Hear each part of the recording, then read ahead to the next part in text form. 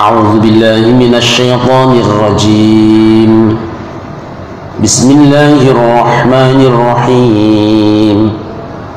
يا بني آدم لا يفتننكم الشيطان كما أخرج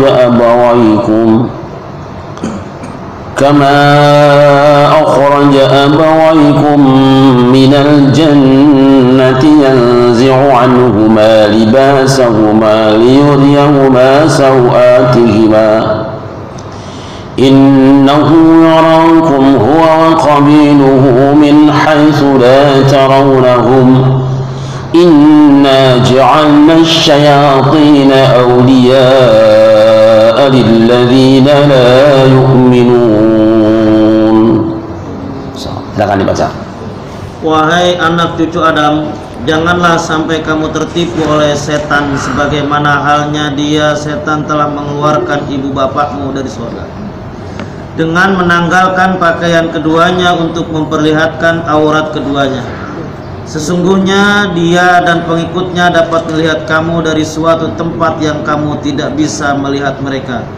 Sesungguhnya kami telah menjadikan setan-setan itu pemimpin bagi orang-orang yang tidak beriman.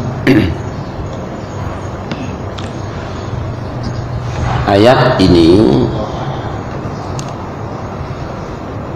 dikemukakan Allah setelah Allah menceritakan tentang leluhur kita semua, yaitu Adam dan Hawa. Adam dan Hawa itu dalam perjalanan hidupnya selalu saja dinista orang. Baru saja muncul ke ibu kota dunia, dimuliakan Allah sebagai makhluk pendatang baru di dunia. Allah perintahkan supaya makhluk yang penduduk lama di bumi ini menghormati kedatangannya, sujud, malah dihina. Walaupun suara terbanyak menerima, menghormati Adam, tapi ada saja segelintir manusia yang menista dia. Apa alasannya? Adam itu dari partai kurang baik,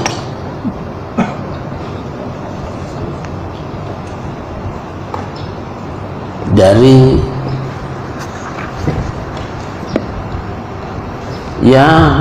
dibikin dari tanah, sedangkan yang satu lagi dibikin dari partai api nyala, partai nyala api. Baru saja datang ke bumi, Adam sudah dinista dengan alasan silsilahnya Adam tidak jelas. Dia itu silsilahnya dari tanah, tapi Adam ya diam saja. Jadi manusia kalau nanti datang misalnya jadi karyawan baru rumah sakit, diajak sama senior, biarin aja. Itu tanda kenaikanmu dan itu tanda kejatuhan seniormu. Itu loh. Datang di satu daerah diejek, itu kan orang kampung, itu biarin aja. Tadinya kampungan, sekarang sudah di kota walaupun kontrak, kan gitu.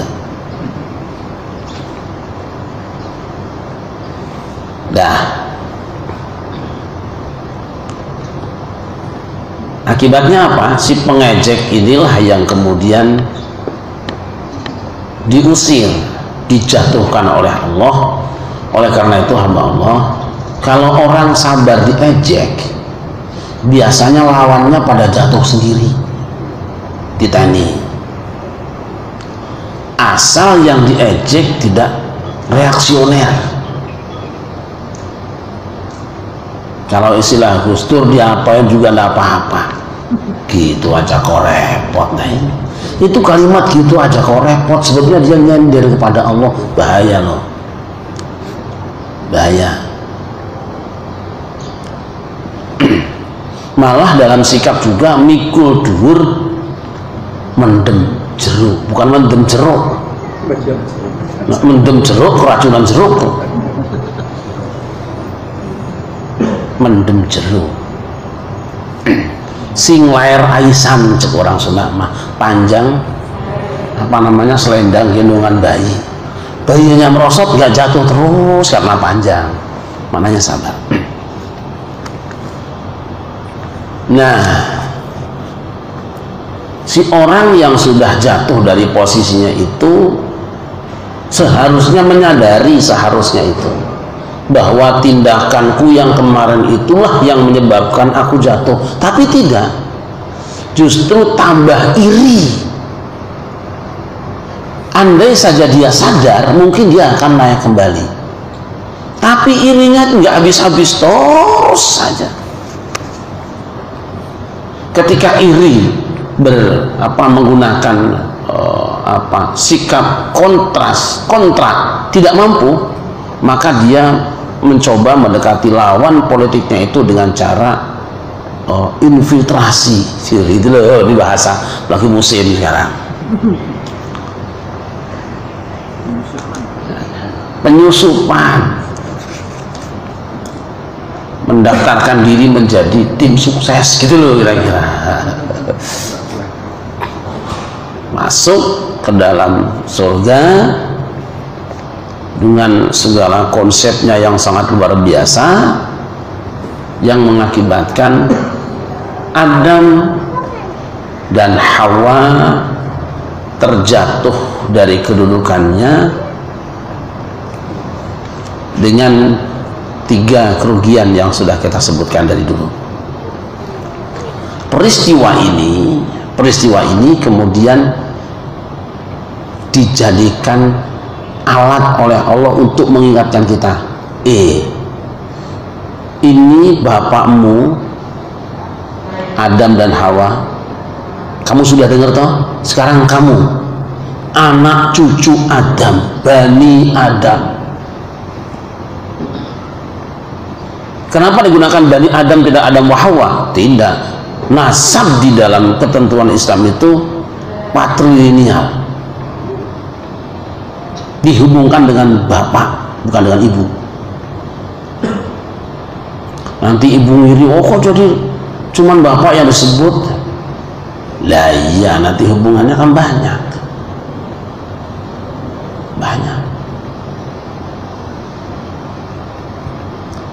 Itu disembunyikan Allah supaya ibu lebih ikhlas. Sebesar apapun orang, semulia apapun orang, jadi presiden itu baktinya ke ibu. Aduh, lupa.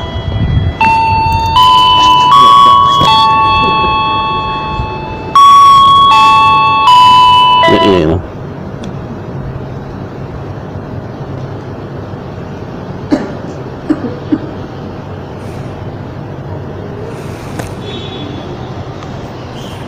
Dah, nanti kita bahas istilah itu. Nai anak Adam, la yaftinannakumus syaitan, jangan sekali-kali kamu ketimpa jadi korban fitnahnya setan. Yaftinanna itu ada taukidnya.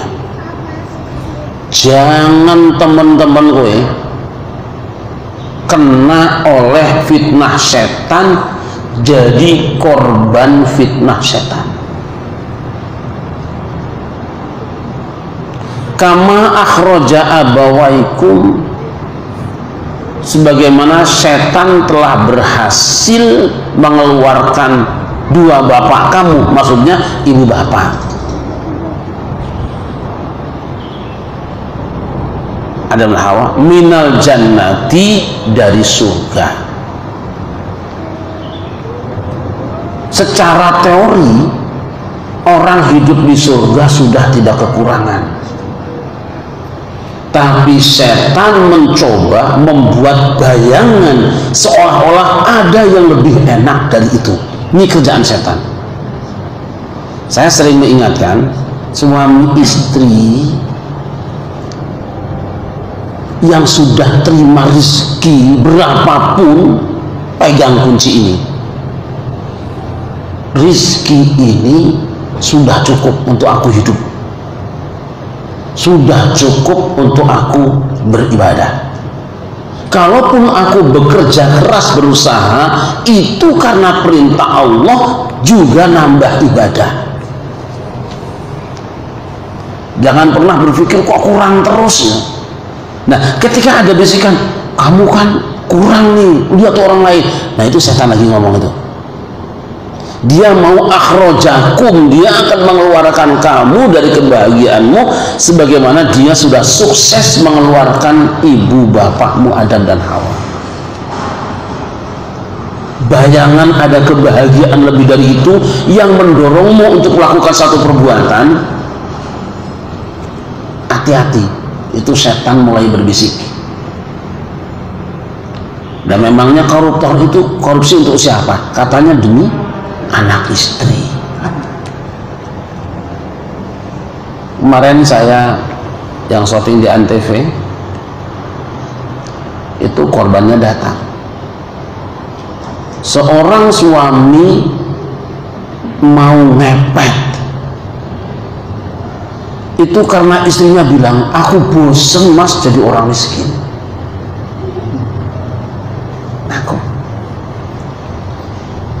Akhirnya apa? Dia ngaji pesugihan, yang jadi wadal itu banyak anaknya, dan yang sudah dipersiapkan istrinya, tapi istrinya tahu. Akhirnya suaminya dibunuh dulu sama dia. Jadi istri, hati-hatilah, hati-hati, jangan sampai suami jadi melanggar agama syariat Allah, melanggar hukum karena ketidakpuasan hatimu menerima yang ada.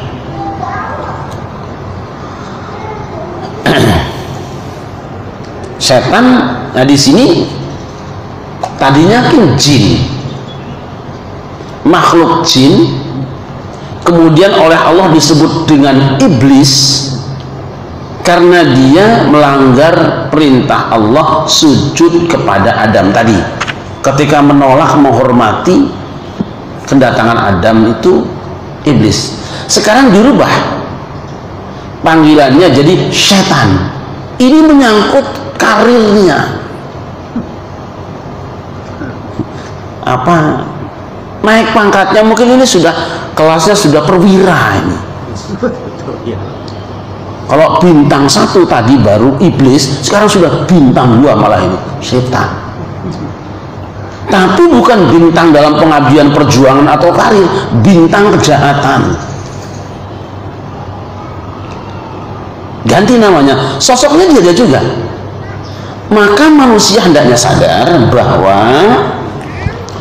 mungkin saja gelaran ini kau miliki. Gampang sekali. Siapa ingin dapat gelar ini tidak sulit, gampang. Oh, mau jadi jenderal susah. Pak Jenderal Afandi ini susah jadi jenderal, berpuluh tahun, mulai dari baris berbaris, merangkak, berhadapan dengan medan perang, lama. Tapi untuk jadi iblis, jadi setan, lah gampang. Dan kita kelihatannya berbakat semua.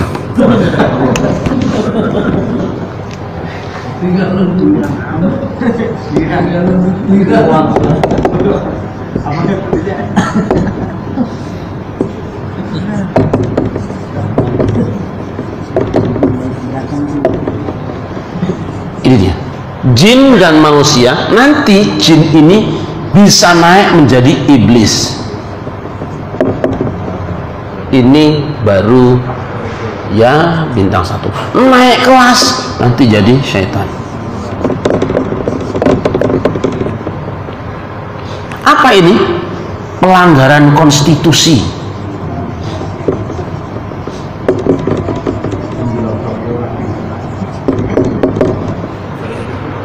tidak patuh hukum, melanggar syariat, menabrak rambu-rambu Bawaslu.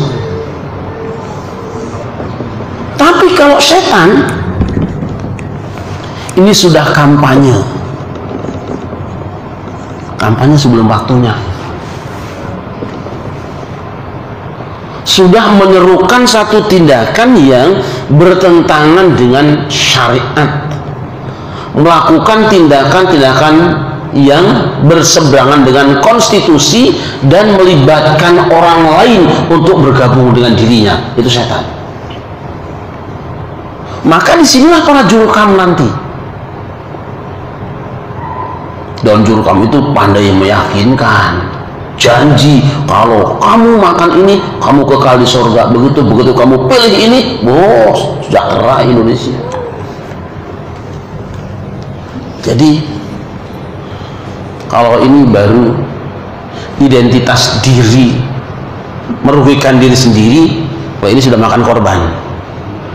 Untuk jadi ini nggak sulit, gampang banget. Asal jin atau manusia pengen jadi setan, daftar saja, mengajak orang maksiat. Persilahnya itu ya. Nah, secara kebetulan yang disebut dengan iblis dan setan yang berhubungan langsung dengan ibu bapak kita dulu, Adam dan Hawa, adalah dari golongan jin. Dan iblis cuma satu. Iblis tadi cuma satu, yang aslinya ini satu. Baru yang ini. Loh, yang ini nanti ada fungsinya. Generasi berikut setelah iblis setan ini, ada iblis dan setan minanas, dari golongan manusia. Kira-kira ngadepinnya yang lebih sulit yang mana? Nanti kita lihat bawahnya. Kalau ngadepin yang ini malah ayat kursi udah mabur dia. Kalau ini dia bisa diem kalau sudah dapat kursi. Diem.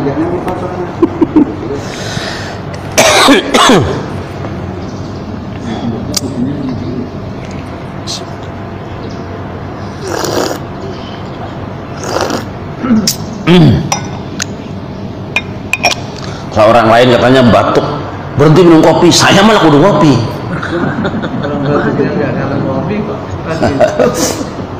Kalau nggak ngopi malah batuk saya. Kadang-kadang dikali kopi, nah itu batuk. Udah dapat berhenti aja. Anak Adam, kita semua. Ya kalau nggak merasa anak Adam nggak apa-apa, nggak usah dengerin ayat ini. Mungkin anak monyet ini. Hai anak Adam, janganlah kamu bisa ditipu lagi oleh setan sebagaimana ditipunya ibu bapak kamu oleh setan itu, sehingga keduanya terusir dari surga. Apa isinya? Liyuriyahuma sawatihima, dia tampakkan aurat keduanya, krisis sandang. Padahal di surga itu pakaian kebesaran itu muncul, pakaian kemuliaan muncul, aibnya ditampakkan semua. Maka hati-hati kamu, jangan sampai ikut-ikutan itu yang suka menista orang lain, nanti aib kamu dibuka. Kenapa Allah pesan begitu keras? La yakinanna, bukan la yakinukum. Innahu yarakum huwa wa qabiluhu min haitsu la tarawnahum. Dia di sini nih. Ibarat gampang kita bilang saja namanya Haris gitu aslinya kan, supaya gampang gambarkannya. Haris wa qabiluhu, dan kabilahnya, kroni-kroninya. Kabiluhu siapa?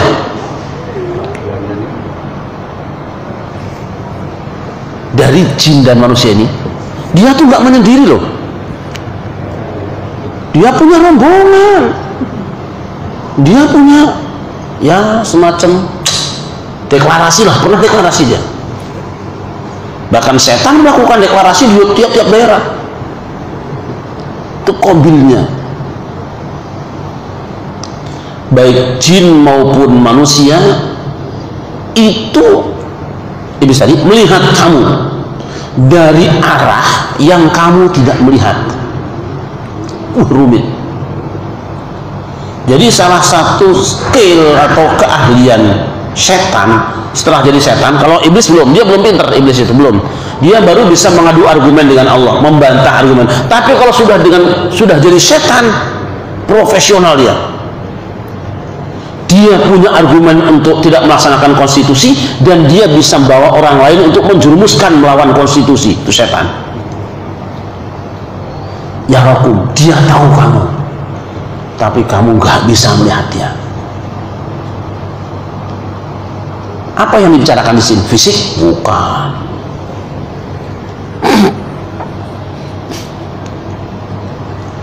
Pada umumnya kita mengatakan berdasarkan ayat ini bahwa jin tidak bisa dilihat oleh manusia, tapi manusia dilihat oleh jin.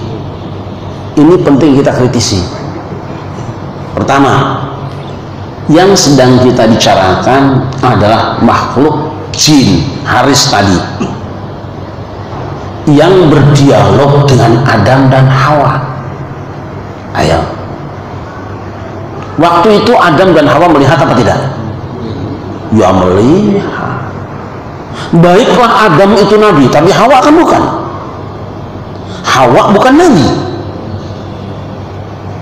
Berarti mereka melihat jin. Ya, Adam melihat jin. Bani Adam mungkin melihat jin, karena spare part Adam dengan Bani Adam itu sama. Kita akan lihat dari semua sisi lah.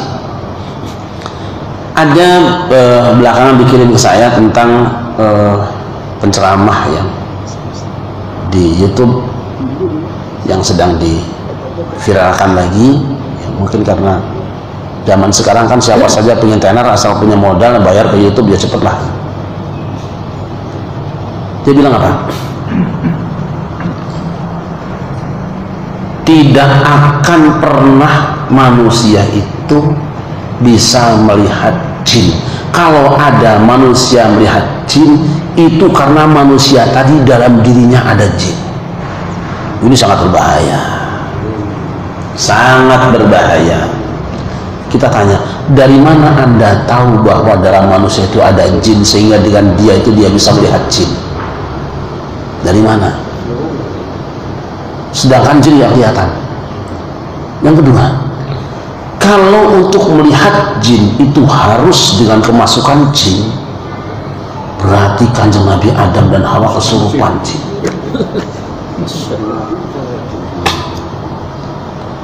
Kalau untuk melihat jin harus terlebih dahulu orang kerasukan jin, berarti Kanjeng Nabi Sulaiman sepanjang hidupnya kesurupan jin.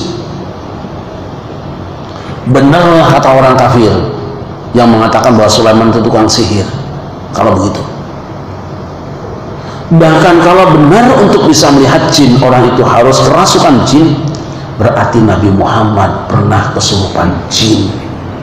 Ini sangat berbahaya. Nabi Muhammad pernah kan melihat jin? Sering pengajian biasa. Saksinya Ibnu Mas'ud radhiyallahu anhu. Nabi pernah nangkep jin kok, ifrit.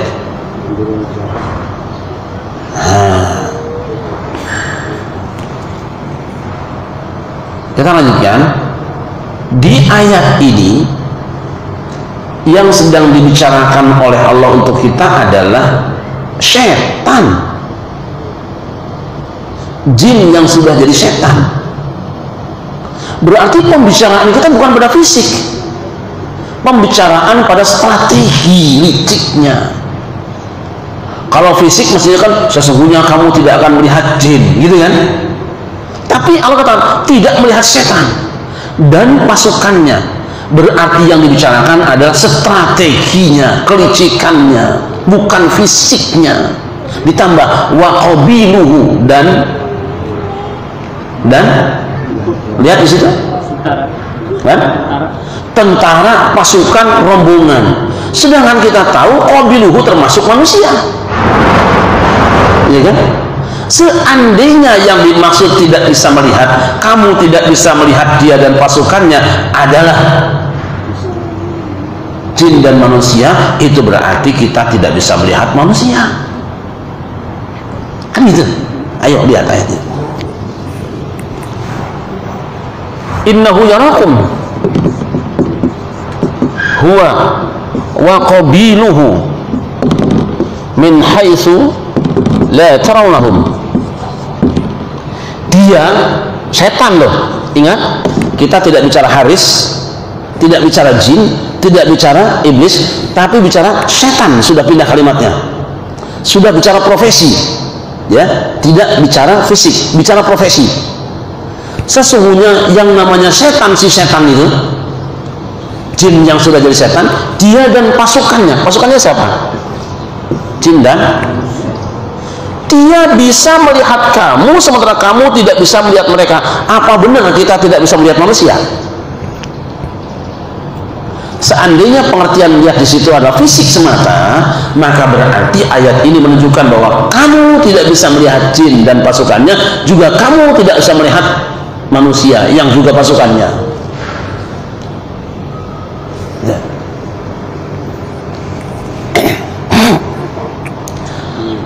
Ya, kalau begitu mungkin nggak bisa lihat jin, mungkin nggak? Manusia secara fisik melihat jin mungkin apa tidak? Mungkin dalam beberapa keadaan. Pertama, kita akan baca tafsir Al-Razi.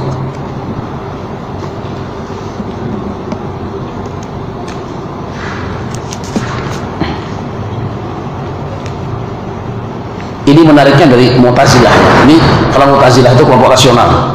Muqalatul Mu'tazilah al-wajhu fi anna al-insana la yara jinna.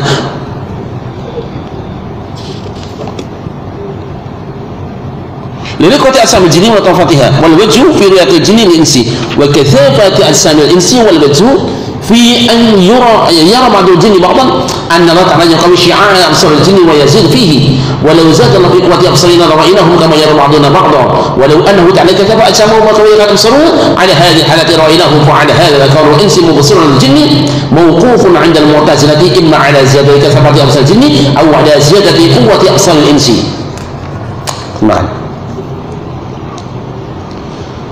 Ulama Mu'tazilah mengatakan yang menyebabkan manusia tidak bisa melihat jin itu karena halusnya fisik mereka, bukan tidak ada fisik, tipisnya fisik mereka. Adapun jin bisa melihat manusia karena kasarnya badan kita. Oleh karena itu, sebahagian jin bisa melihat sebahagian yang lain. Kenapa? Karena Allah menguatkan sinar mata pandangan jin dan meningkatkannya. Jadi kuatnya sinar mata, idraknya, kemampuan menangkap itu. Sekarang maaf, benda terlihat karena apa? Cahaya. Di malam hari kita tidak bisa melihat karena apa? Tidak ada cahaya. Ular bisa nggak melihat? Ular bisa nggak melihat di kegelapan malam? Kenapa? Cahaya matanya. Jadi sesuatu bisa terlihat karena dia menampilkan cahaya atau kita yang bawa cahaya. Karena dia punya sinar, punya infrared. Oleh karena itu, ketika manusia sudah punya kemampuan membuat infrared, gitu, inframerah yang selama ini hanya dimiliki oleh binatang, maka mata kita pun bisa melihat dengan bantuan itu. Zaman Rasul nggak ada yang bisa. Zaman sahabat tidak ada yang bisa membuat baterai atau sinar infrared, nggak ada, ya kan? Teknologi yang maju memungkinkan manusia membuat infrared kemudian kelihatan. Yang lebih dari itu, kalau lampu terang sudah karuan itu mah. Jadi ingat, sesuatu terlihat dan tidak terlihat tergantung dari dua sisi. Dia memantulkan cahaya, maka mata normal bisa melihat. Dia kehilangan cahaya, mata yang lebih dari itu yang bisa melihat. Pertanyaan kita sekarang, bisakah manusia mengolah ketajaman sinar matanya? Pak Jenderal, bisa? Nah, terjawab sebenarnya. Ini sudah dijawab oleh Ar-Razi. Walau annahu ta'ala kasafa ajsamahum wa bakat absaruna ala hadil halah la ra'aynahum. Sekiranya Allah menebalkan fisik jin dan mata kita seperti ini, kita bisa melihat dia mewujud.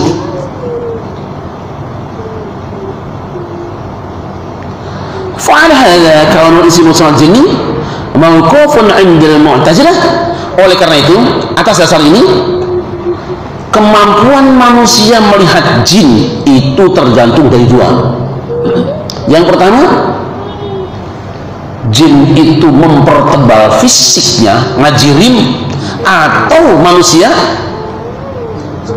menajamkan pandangannya.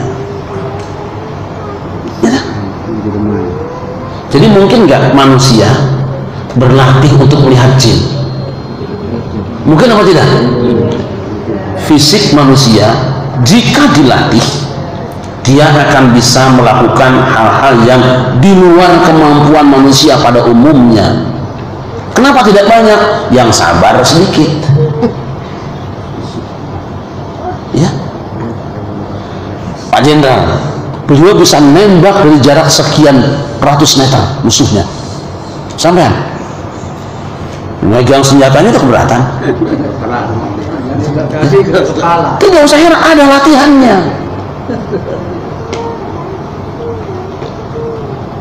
Ini tangan, lihat orang bisa mengkarate benda yang keras, patah, besi bisa patah. Kepala pukul batak bisa pecah. Bataknya maksud saya, kepalanya. Kenapa? Karena latihan. Mengapa manusia tidak terdorong dengan kajian ini untuk melatih kemampuan daya pandangnya, menembus yang lebih halus lagi? Jika itu dilakukan, bisa terjadi. Jangan mengatakan orang bisa melihat jin kalau kemasukan jin, itu menghina. Tidak boleh begitu. Yang kedua, jinnya menampakkan diri, kita dalam keadaan mata normal, itu sih semua juga bisa. Jelas ya? Hati-hati kita baca ayat itu. Kita nanti menuduh orang lain kesurupan jin, padahal kita sendiri yang sudah jadi pasukan jin. Wangel ini. Lagi. Nanti ada ayat lam yatmishunna insun qablahum wala jan. Bidadari surga itu tidak pernah disentuh jin maupun manusia, manusia maupun jin. Tidak pernah bersetubuh dengan jin dan manusia. Tidak pernah dijamah jin dan manusia. Ditangkap oleh para ulama. Kalau begitu berarti sebenarnya jin bisa berhubungan badan dengan manusia.